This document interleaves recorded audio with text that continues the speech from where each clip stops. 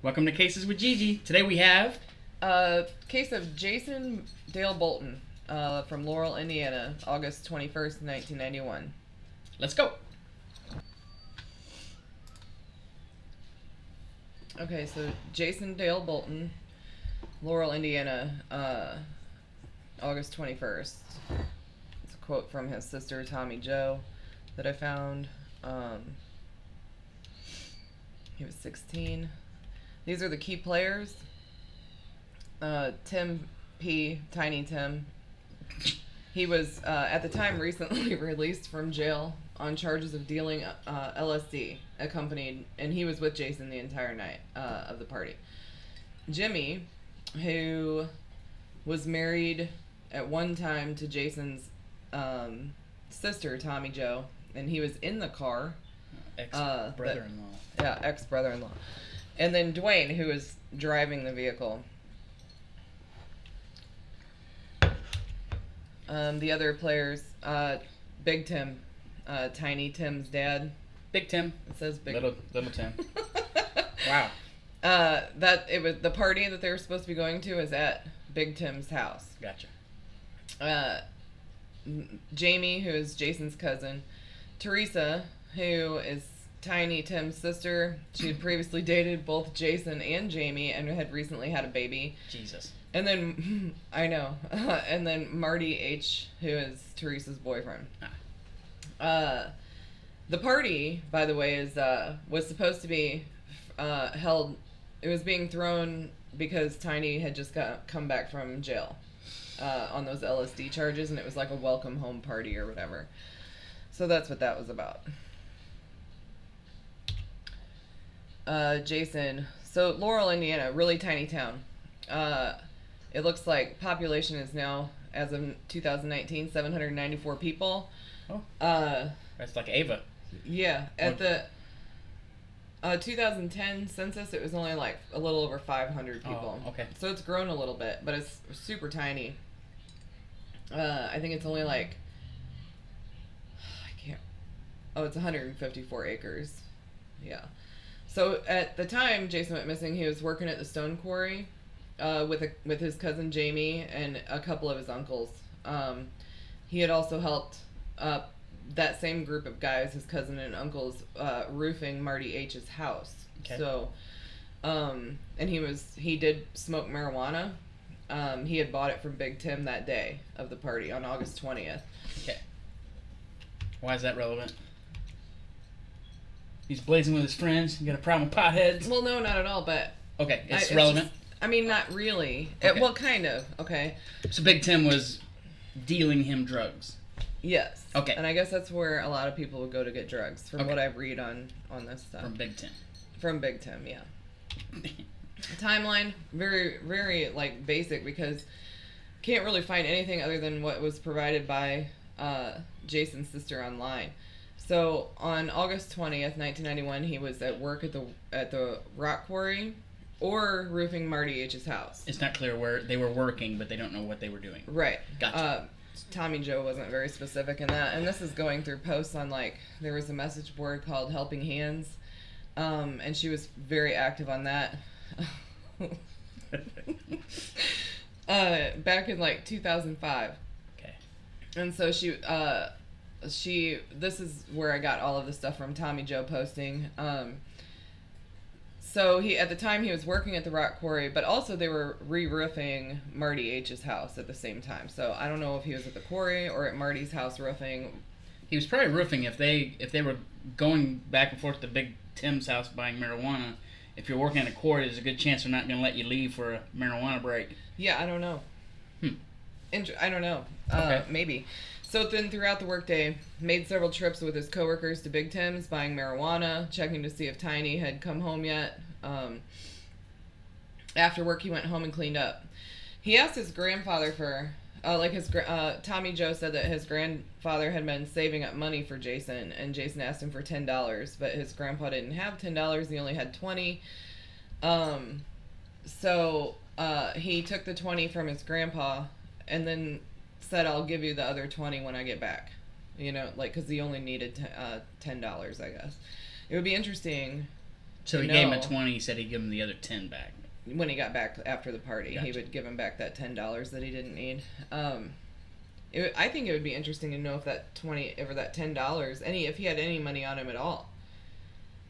I don't know. I can't find anything anywhere. That's why I reached out to Tommy to hopefully, because I know she did a Freedom of Information Act request, and got some papers, but I don't know what all she got. I know that she had stated several times that the Illinois State Police won't release any records to her because they call it an open investigation of I can't remember what it's called, I can't remember. Anyway, so he went home, got cleaned up, got money from his grandpa, left and headed to Tiny's house, his mom's house. Now, I don't know why she said mom's house when she posted about this, so I don't know if Tiny's parents were divorced, because the party was at Big Tim's house. That's where it was being held.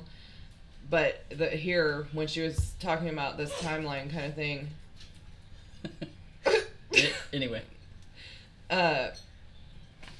She was specific in saying that they left and headed to Tiny's mom's house where Tiny was waiting on him. Oh, gotcha. So Jason, Jamie, and Tiny go to Robinson's Pizza and Bar, drinking beer, playing pool.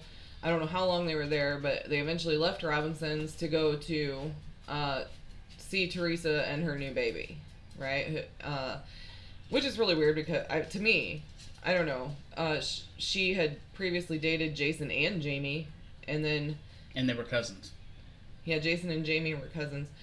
And then she's with Marty H, and they go over there to see her and her new baby. I don't know if it could lead to you don't know. There. I don't well, know. You don't know to what extent they were dating either. What did that mean? He was 16. He was 16. So how old was Jamie?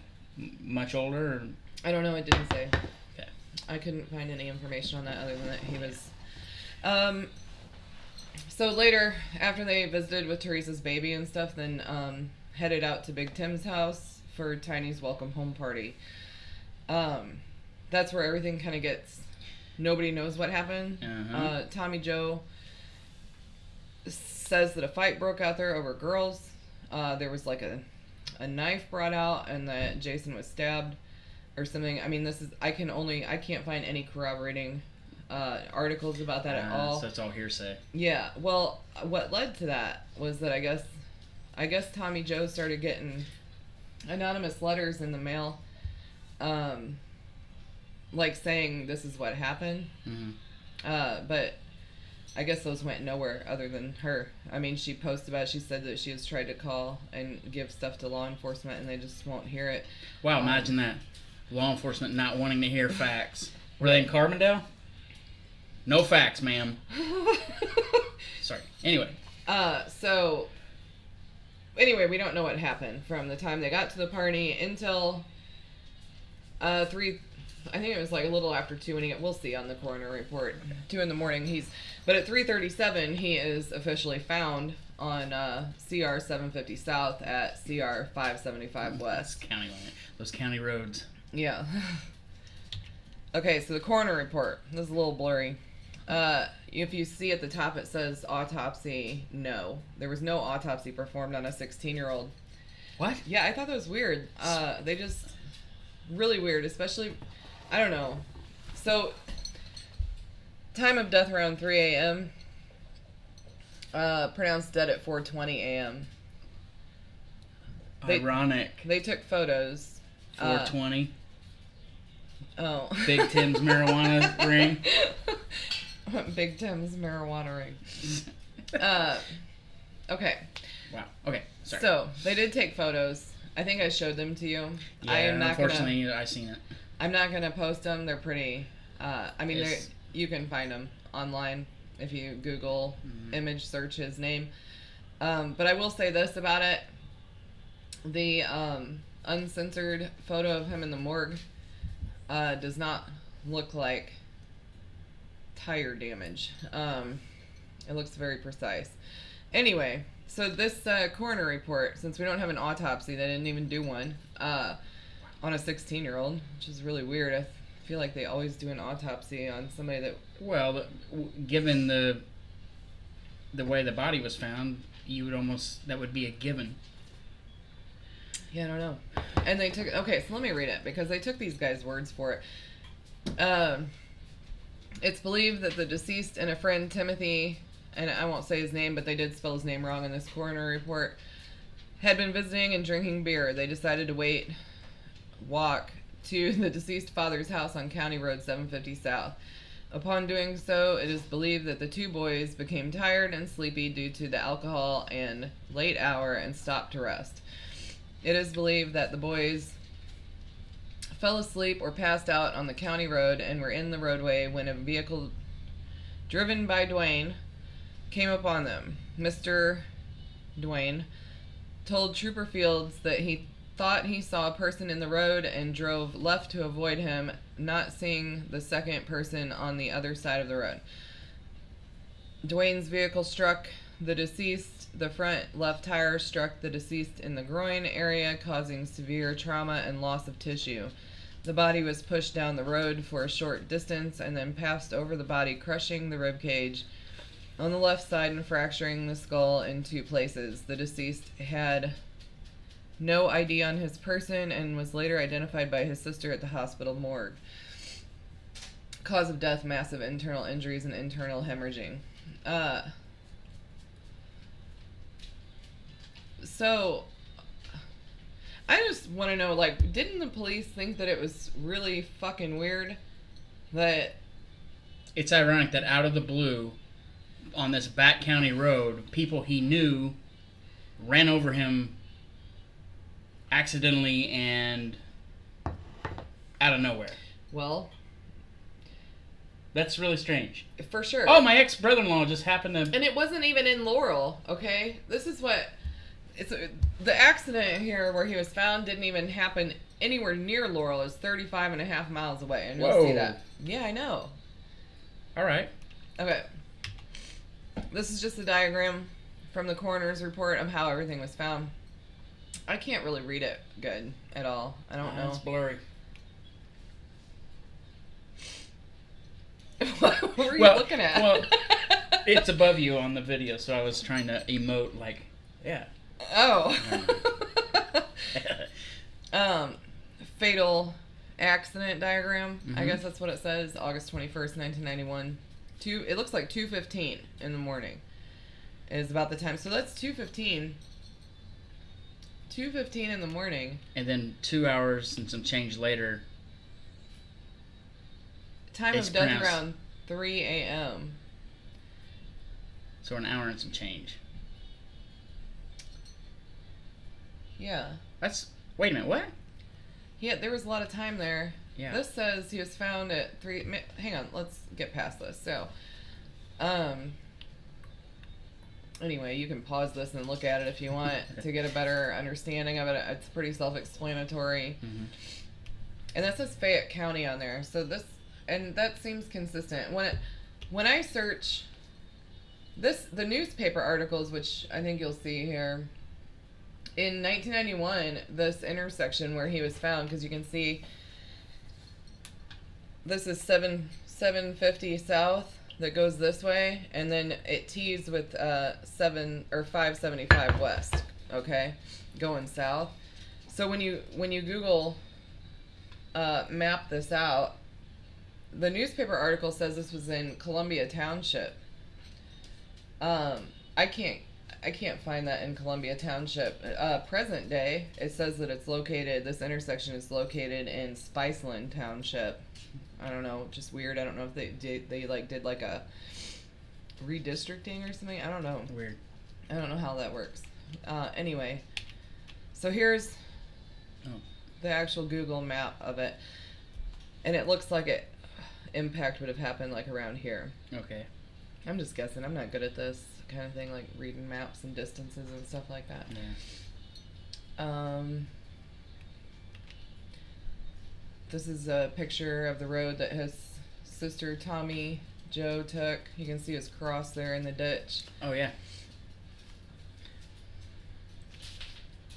It's like coming down a hill too. Huh? Is that a common thing all over the country? People putting crosses on the side of the road? I guess it is in the Midwest anyway. Well, it's here. Definitely here it is. It's all over down here. I just didn't know if that was like a thing people, normally do. everywhere. It would appear so, maybe. Hmm. Okay, so this is what's interesting. Okay, so this is and you'll see here it's actually marked as 35 miles from Laurel on the next slide. Okay. But here's Laurel, and I'm pretty sure that everybody involved in this like lived in or near Laurel at the time, from what I could tell. Like, I'm pretty sure that Big Tim's house was in Laurel. That's where the party was. Mm-hmm. Shortest route, 45 minutes, 35 and a half miles up here. This is where he was found. This is the intersection of 750 and 575. Okay. So, like, right northeast of Knightstown, Indiana. But this is where he was from, and that's where the party was in Laurel? I'm pretty sure this is where the party was. Everything I could find. So obviously they didn't just go walking from the party. They were backroading. What? That's what's so weird. They just decided to walk. That's a long ass. They would have never made back it road 35 miles. That's a long ass back road. In a matter of a couple hours. Unless they were. It said that him. Okay, so I guess. Was there proof he was actually hit up there? Or was he just found there? No, they were with him. The three people, Tiny Tim, Jesse, or Jason, Jimmy, and Dwayne were there. I think Tim ran off. Tim was not in the car. He was allegedly walking with Jason on this county road in the early morning hours, and then 45 minutes away. Very randomly, they just all walked of a sudden, that far Jimmy away. and Dwayne, it sounds to me like they were all in the car together, and then they took a drive, and shit went south, or shit went south at the party, and they took him there and dumped him. I mean, and then ran him over. That's what it screams to me, because, like I said, this is a really far thing for, I think Tim repeatedly in his statements to officers or whatever said that, said that Jason was drunk and decided he wanted to go walk to his dad's house, but he also said that Jason didn't even know where his dad lived, his biological dad, I guess. That's just such a long way to. You can't make it there. You can't make it from a party in Laurel. I mean, I guess you can, but if it's like this, say Jason's drunk. I want to go find my dad, and he takes off walking, and then they're like, this is playing devil's advocate, by the way. I know. And then they're like, oh, we better go find Jason, and he's taken off walking. So obviously, if he got that far walking, he took off way before they decided to go looking for him, if that's what happened. And then they, out of all those county roads, they just happened upon him. I know. You have 35 and a half miles of county roads, and you just pick the right one. Because Indiana's basically like Illinois. It's county roads and all that. And that looks like a road out here. That's Sparta, Illinois. Look at that. I know. That's Beatty's Farms right out there. Yeah. Yeah. So, bullshit. Yeah, I would. And the cops, they didn't do an autopsy? Well, no, they didn't. But also, Tommy Joe says that these boys at the time, back in the 91, had family in the police department. Isn't that always something? Now, this is all allegedly. Hearsay. Okay. This is. Well, isn't that allegedly something? God damn it. Allegedly. Okay, so now we know that this is a really far distance to just take off walking from a party and make it 35 miles in a matter of a handful of hours. There's no way that happened. Especially if you're that drunk, you're probably not getting very far. If that's true. If it's true. Yeah. I don't think it's true. I don't buy it. Tim was the one. Tiny Tim was the one with him. Tiny Tim, the one that just got out of prison. Jail, for charges on dealing LSD. Okay. I think Tim was 21 at the time. Oh, wow. Pretty sure he was 21. He's dead, by the way. He died in March 2018 from cancer. But the other two are still alive. But I can't find anything on him at all. Gotcha. So here is the other page. Okay. Okay. So here, see, it's marked 35 miles. And I'm assuming that's from Connorsville, Indiana, which is just south of... Connorsville is, like, immediately south of Laurel. Okay. I guess that's where the Fayette County coroner is. So 35 miles noted right there. Time called 3:48. There's another time. Yeah, I know, it's all different kinds of times, and I guess I don't know. Man, So here, okay. So Jason Bolton, with his usual address, where found County Road 750 South, 1,540 feet west of County Road 575 West. Found by Todd Fields at 3:37 a.m. That's where that 3:37 came from. Gotcha. So does that mean that the coroner was called at 3:48? So Trooper Fields Gotcha. arrived at 3:37, and then time called the coroner 3:48. Okay, so name and address. Driver of the vehicle is Dwayne. He lived in Connorsville. Dwayne A. Grimm. Yeah. Lying on back in the roadway. Okay. The only picture I've seen of him in the roadway, he ain't lying on his back. He's on his side, right? Yeah, he was on his side in that photo. So I don't know if they tried to move him or anything. I don't know. So anyway, here, severe trauma from tire right here in his groin area. That drawing is pretty identical to the actual wound. I mean, it's like straight lines. It's like straight lines. It doesn't So right look away, like it's like so a right tearing. away, I'm thinking mutilation. Straight lines. What we learned from the West Memphis 3, where they said that was mutilation, and it turned out it was animal bites. None of those lacerations were straight lines. They were curved, and with the bite, straight line. I think one of the forensic guys said that straight lines is a good indicator because it doesn't happen in nature. Right. So here's so Tommy Joe alleges that he was mutilated with a knife, and then they tried to cover it up.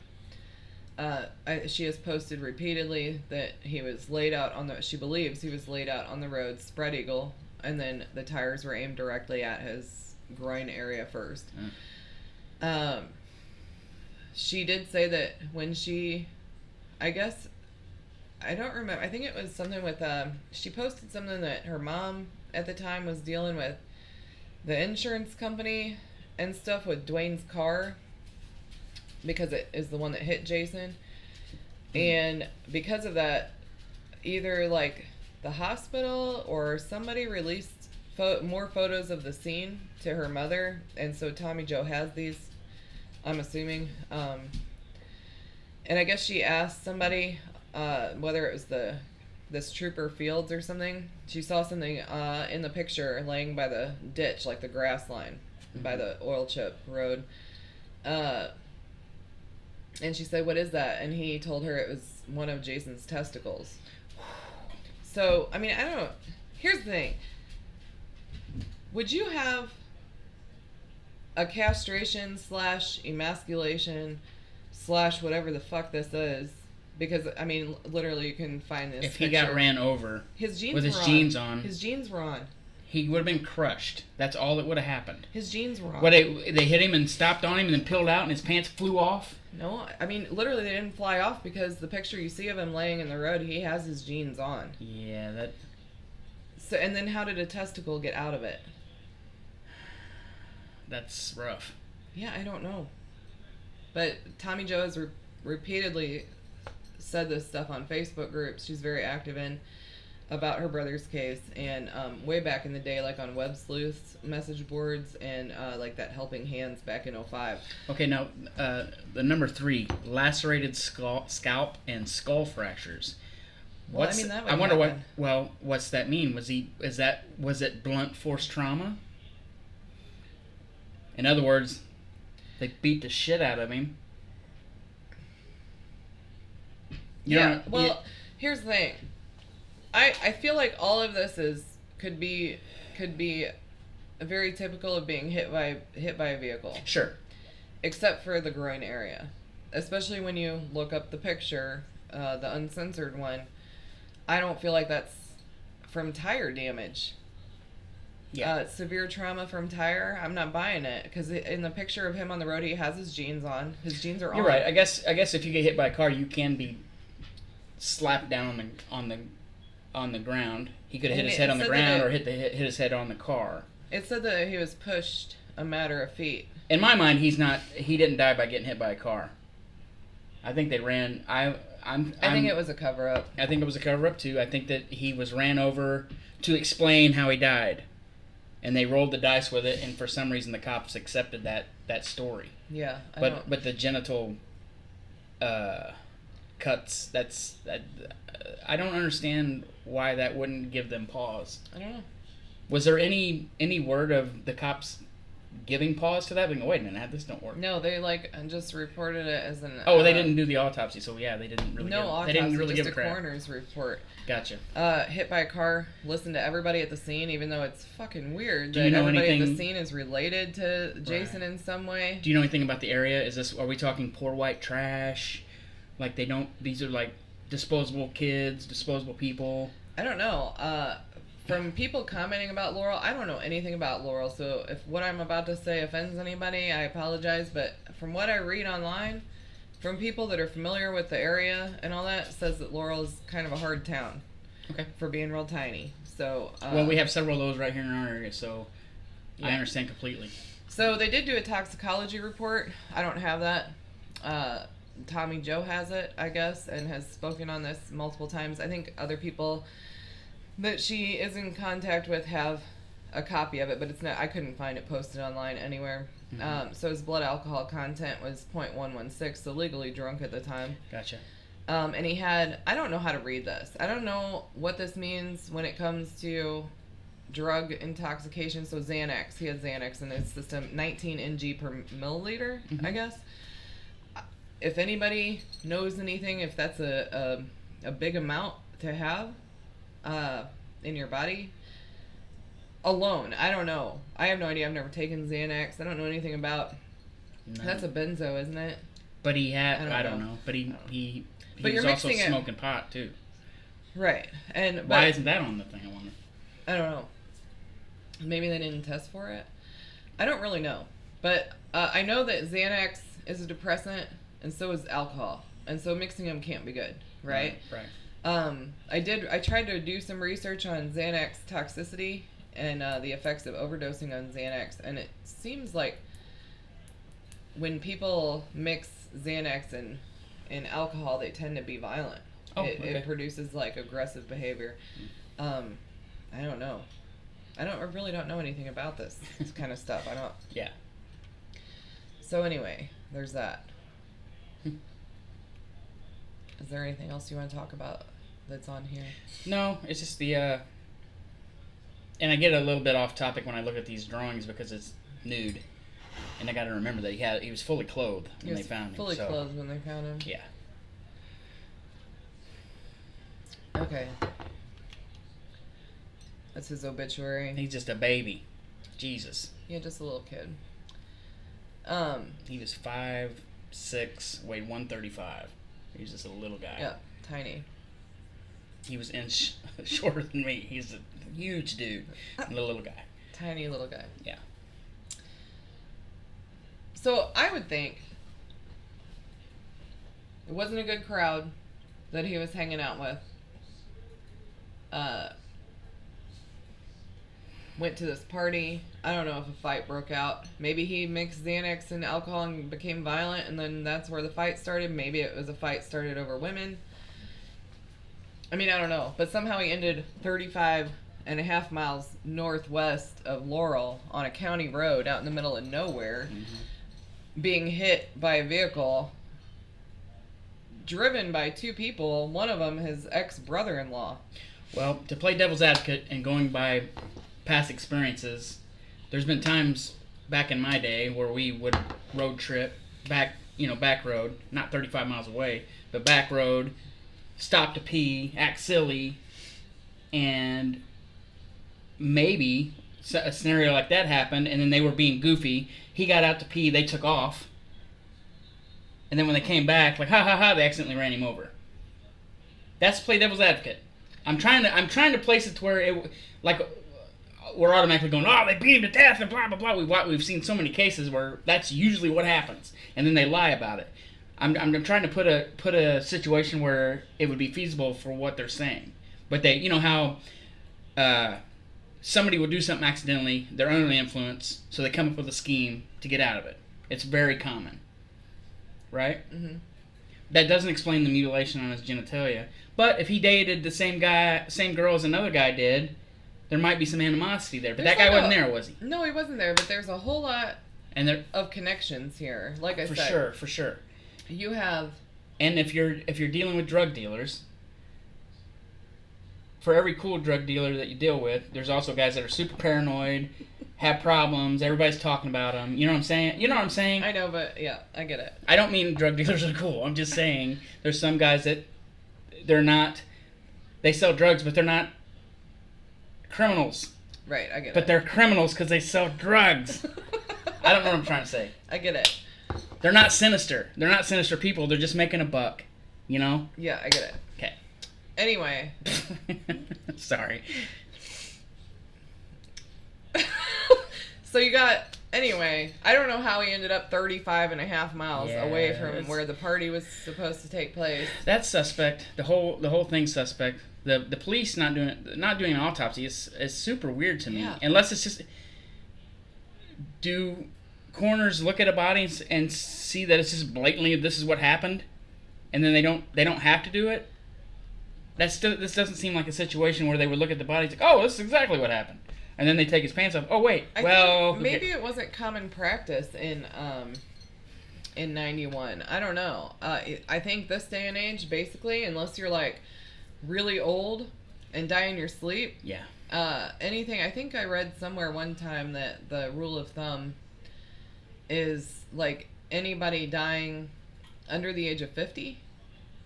It's standard procedure to do an autopsy. Oh, okay. I think. I'm pretty sure I read that somewhere, that's basically the rule of thumb that's followed. So, I don't know. There was some discussion online that Tommy Joe could petition something. I think you have to petition the courts or something with enough evidence to justify exhuming the body for further testing.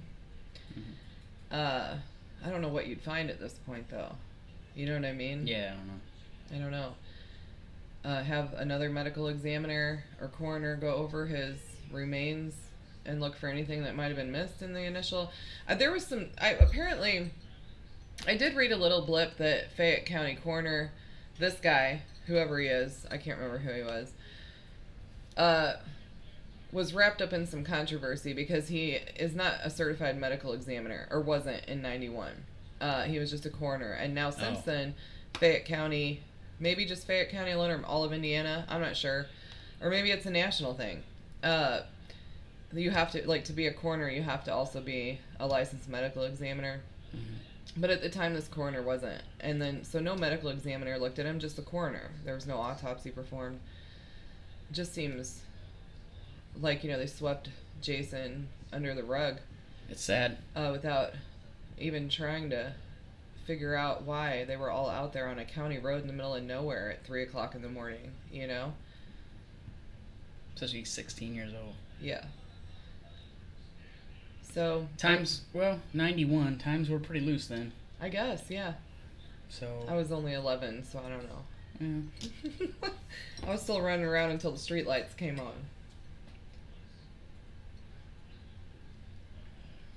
But. So. I guess if anybody out there reading, listening about Jason's case, there's 2 phone numbers there, the Indiana State Police tip line and the Central Indiana Crime Stoppers. If you know anything, because like I said, Tiny Tim's dead now of cancer. I don't know what happened to Jimmy. I guess he's still around.